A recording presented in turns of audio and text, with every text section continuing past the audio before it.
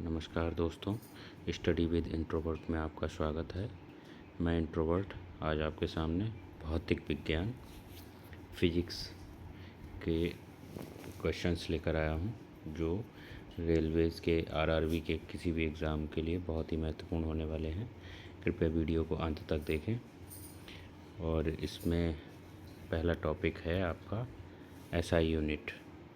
SI unit या अंतर्राष्ट्रीय मात्रक। एसआई यूनिट का फुल फॉर्म होता है international system of international units. इसमें क्या होता है कि इसके माध्यम से हम किसी भी वस्तु को पूरे इंटरनेशनल अंतर्राष्ट्रीय स्तर पर हम पहचान सकते हैं, बता सकते हैं। ठीक है, अब इसके बारे में हम बताएंगे आपको। सबसे पहले एक टॉपिक है जैसे ऊर्जा एनर्जी। एनर्जी का एसआई यूनिट क्या होता है? तो एनर्जी का एसआई यूनिट ऊर्जा का मात्रक किलोवाट घंटा होता है। इस ऊर्जा की खपत की मात्रा के इसे ऊर्जा की खपत के मात्रा के रूप में व्यक्त किया जाता है, जिसका संक्षिप्त रूप KWH होता है, किलोवाट घंटा, किलोवाट आवर। इसे यूनिट में व्यक्त किया जाता है, जैसे 1 किलोवाट घंटा बराबर 3.6 × 10⁶ जूल, जबकि जूल पर सेकेंड, आवर्स पावर और वाट शक्ति पावर की इकाई होती हैं। ठीक है, सेकंड देखते हैं प्रेरित विभवांतर, पोटेंशियल डिफरेंस, है ना। सबसे पहले पोटेंशियल डिफरेंस को समझते हैं।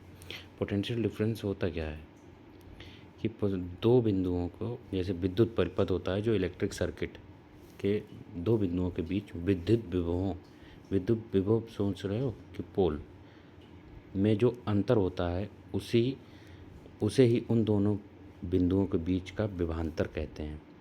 ठीक है, इसका मान विद्युत क्षेत्र में एकांक आवेश के एक बिंदु से दूसरे बिंदु तक ले जाने में किए गए कार्य के बराबर होता है। ठीक है, वर्क के बराबर होता है।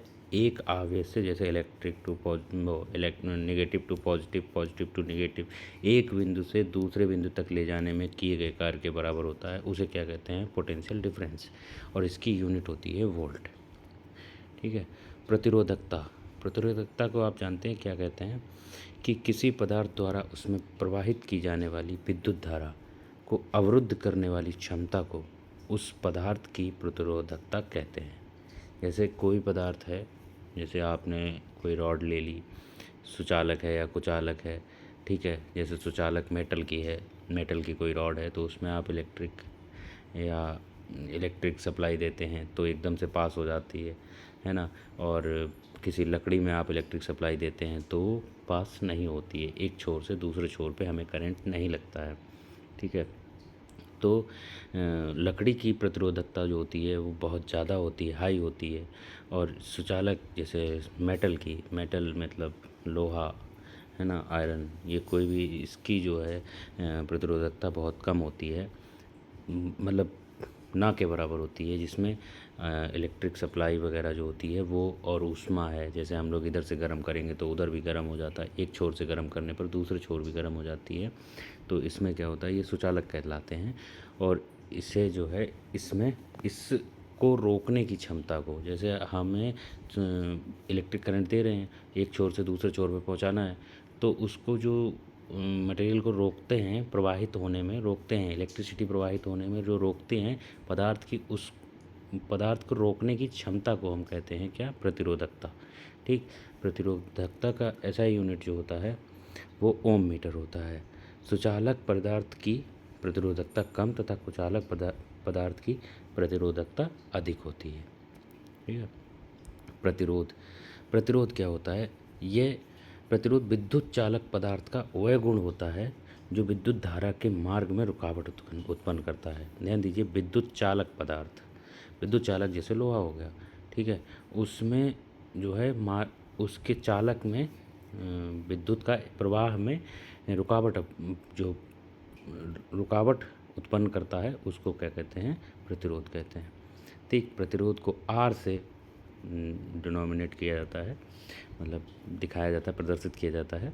तो इसका ऐसा यूनिट मात्रक क्या होता है? ओम होता है। ठीक है, विद्युत शक्ति मतलब इलेक्ट्रिक पावर का ऐसा यूनिट क्या होता है? तो विद्युत किसी विद्युत परिपथ में जिस दर से विद्युत ऊर्जा स्थानांतरित होती है या खर्च होती है उसे विद्युत शक्ति कहते हैं। जैसे किसी परिपथ, जैसे एक इलेक्ट्रिक सर्किट बना दिया है पूरा, तो परिपथ बना दिया है कि बल्ब से लेके स्विच तक का ये परिपथ होता है। तो वो विद्युत जैसे हम बल्ब जलाएंगे और वहाँ से सप्लाई देंगे बल्ब को, वहाँ से पूरा एक परिपथ बन जाता है, एक सर्किट बन जाता है कंप्लीट। और इस सर्किट में जब पूरी ऊर्जा स्थानांतरित होती है या खर्च होती है तो उसे विद्युत शक्ति कहते हैं। ठीक है, इसका SI मात्रक वाट होता है। ठीक है, अब आते हैं लेंस पे। लेंस को आप जानते होंगे, जो हमारी आँखों में पहना जाता है। ठीक है, आँखों में पहनते हैं हम लोग, जो चश्मा लगाते हैं उसको लेंस कहते हैं। लेंस की क्षमता होती है जिसे हम लोग नापते हैं, तो उसको कैसे नापते हैं, उसका होता है कि डायप्टर बोलते हैं कि लेंस की क्षमता का SI मात्रक डायप्टर में होता है। ठीक है, इसे D अक्षर से दर्शाया जाता है। लेंस की क्षमता हम लोग निकालते कैसे हैं? लेंस की फोकस दूरी के व्युत्क्रम को लेंस की क्षमता कहते हैं। फोकस दूरी क्या होती है कि जहाँ पे आप लेंस रखते हैं, लेंस को रखने के बाद में एक लाइट की रेज आप डालते हैं तो उसका फोकस एक केंद्र बिंदु पे पड़ता है, इससे हमें उसके वस्तु का प्रतिबिंब दिखाई पड़ता है, उसको फोकल लेंथ कहते हैं। और उसका व्युत्क्रमण मतलब व्युत्क्रमण जब फोकल लेंथ बढ़ेगी तो प्रतिबिंब की दूरी घटेगी, जैसे मतलब व्युत्क्रमानुपाती होता है। ठीक है, उसको हम लोग क्या कहते हैं? लेंस की क्षमता। अब हमारी आँखों में दो तरीके के दृष्टि दोष पाए जाते हैं, एक होता है निकट दृष्टि दोष और एक होता है दूर दृष्टि दोष। ठीक है, तो निकट दृष्टि दोष, जिसको इंग्लिश में मायोपिया कहते हैं, इस रोग से ग्रसित व्यक्ति नज़दीक की वस्तु को देख लेता है परंतु दूर स्थित वस्तु को नहीं देख पाता है। तो निकट दृष्टि दूर मतलब मायोपिया में क्या होता है कि इसमें नज़दीक की वस्तु जो है वो देख लेगा लेकिन दूर की वस्तु को साफ नहीं देख पाएगा। उसको दूर करने के लिए हम एक लेंस पहनते हैं, उसको बोलते हैं अवतल लेंस। ठीक है, अवतल लेंस से निकट दूर दृष्टि की दृष्टि दोष को कम किया जा सकता है और उसका इलाज किया जा सकता है उससे। तो दूर दृष्टि दोष, इसे कहते हैं इंग्लिश में हाइपरमेट्रोपिया। इस रोग से ग्रसित व्यक्ति को दूर की वस्तु स्पष्ट दिखाई देती है परंतु नज़दीक की वस्तु स्पष्ट दिखाई नहीं पड़ती है। दूर दृष्टि को दूर करने के लिए उत्तल लेंस का उपयोग किया जाता है। ठीक है, एक होता है जरा दृष्टि दोष जो बुज़ुर्गों में पाया जाता है, तो इसे प्रेसबायोपिया इंग्लिश में बोलते हैं। वृद्धावस्था के कारण आँख की सामंजस्य क्षमता घट जाती है। सामंजस्य क्षमता घट जाती है जैसे कि उनको ये नहीं समझ में आता है कि हम कहाँ से मतलब थोड़ा सा वो अपने प्रतिबिंब को स्थिर नहीं कर पाते हैं, तो वो देख नहीं पाते, उन्हें धुंधला सा दिखने लगता है। तो उसकी जो है सामंजस्य की क्षमता घट जाती है या समाप्त हो जाती है, जिसके कारण व्यक्ति ना तो दूर का देख पाता है स्पष्ट और ना ही पास का स्पष्ट दिखता है उसको। तो इस दृष्टि को दोष को कहते हैं जरा दृष्टि दोष। ठीक है, अब त्वरण क्या होता है? एक्सीलरेशन, है ना। तो एक्सीलरेशन को पहले तो हम डिफ़ाइन करेंगे। डिफ़ाइन का होता है, जैसे इंग्लिश में हमें पता है कि rate of change of velocity, जैसे the rate of change of velocity is called as acceleration. जब हम लोग अपनी बाइक की RPM बढ़ाते हैं तो उससे क्या होती है, हमारी वेलोसिटी बढ़ती है। रोटेशन पर मिनट पे हम लोग जब बढ़ाते हैं, एक्सीलरेटर खींचते हैं तो उसमें क्या होती है, वेलोसिटी होती है। लेकिन जिस रेट से हम लोग वेलोसिटी इंक्रीज़ करते हैं, अचानक से एक्सेलरेट करते हैं, जैसे 5वां गियर डाला और आपने खींच दिया, तो उसको बोलते हैं एक्सेलरेशन। ठीक है, इसका SI मात्रक, SI यूनिट जो होता है वो मीटर प्रति सेकंड स्क्वायर होता है।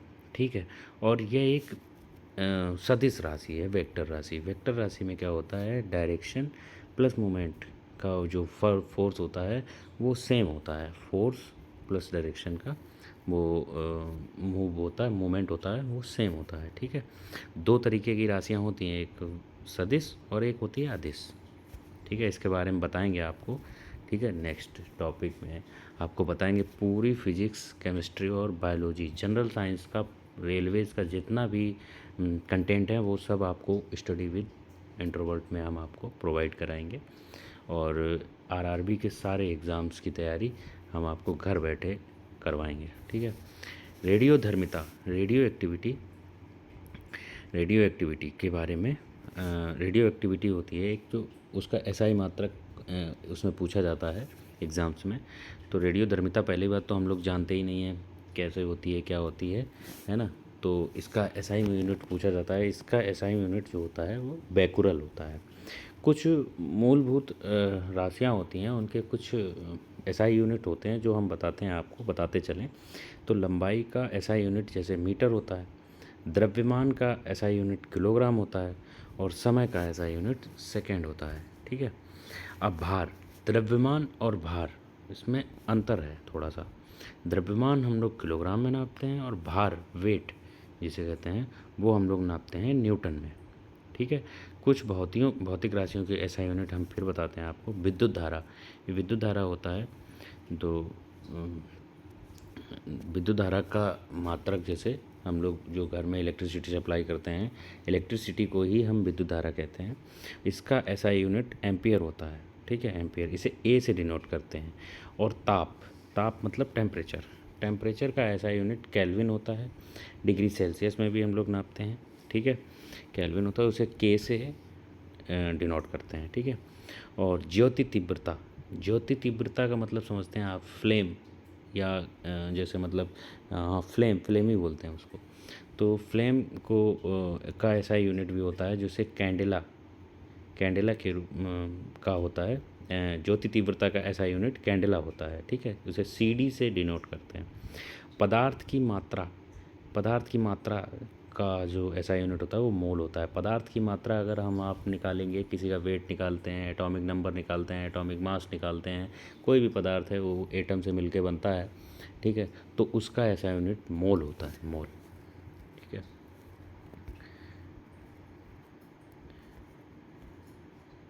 अब क्या कहते हैं, संवेग, सॉरी, हाँ, संवेग मतलब मोमेंटम को आपने सुना होगा। जैसे हम इसको बताते हैं कि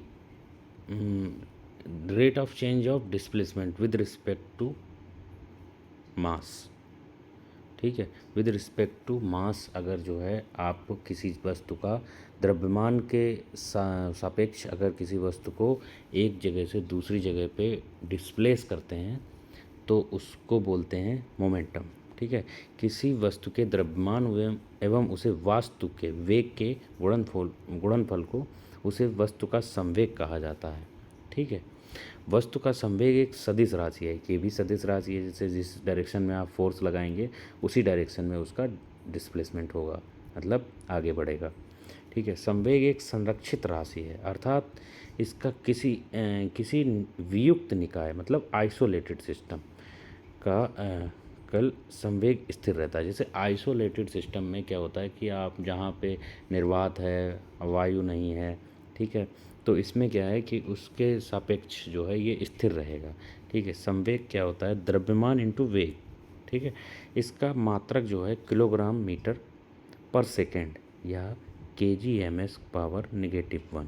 ठीक है, किसी वस्तु पर लगा बल उसे वस्तु के संवेग में परिवर्तन की दर के बराबर होता है। ठीक है, इसमें हम बल भी निकाल सकते हैं, बल मतलब फोर्स, कि उसके वस्तु के संवेग में परिवर्तन की दर से हम लोग निकाल सकते हैं कितना, फोर्स निकाल सकते हैं। ठीक है, अब एक बताते हैं आपको, ध्वनि को नापने के लिए कौन सी यूनिट का प्रयोग करते हैं। ये हमारा लास्ट वो है क्वेश्चन, लास्ट उसका एसआई यूनिट का लास्ट टॉपिक है अभी। और बाकी जो है हम आपको नेक्स्ट उसमें पार्ट में मिलेंगे।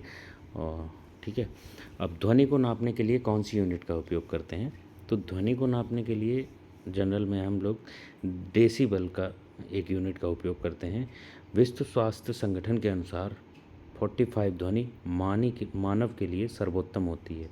45 डेसिबल। ठीक है, तो 45 एक एवरेज होती है जो मानव के कानों के लिए सबसे सुरक्षित मानी जाती है। और WHO मतलब विश्व स्वास्थ्य संगठन के अनुसार 75 डेसिबल मतलब 75 डेसिबल से ऊपर की तीव्रता की ध्वनि को मानव स्वास्थ्य के लिए हानिकारक माना जाता है। तो अगर आप 75 डेसिबल से ऊपर की आप ध्वनि सुनेंगे तो आप कान से बहरे हो सकते हैं या आपके दिमाग की नस फट सकती है, किसी भी प्रकार की आपको नुकसान पहुंचा सकती है। ठीक है, तो आज के लिए बस इतना ही, और वीडियो में बने रहने के लिए धन्यवाद। और हमारे साथ आगे के रेलवेज़ की तैयारी या किसी भी कॉम्पिटिटिव एग्ज़ाम की तैयारी करने के लिए हमारे साथ जुड़े रहें। और चैनल को वीडियो अगर पसंद आया हो तो चैनल को लाइक करें, शेयर करें, अपने दोस्तों को बताएं कि ऐसा चैनल है स्टडी विद इंट्रोवर्ट, और उसको शेयर करें और बताएं कि क्या कंटेंट मिलता है। ठीक है, बाकी थैंक यू वीडियो में बने रहने के लिए। ठीक है, मिलते हैं नेक्स्ट वीडियो में। Bye bye.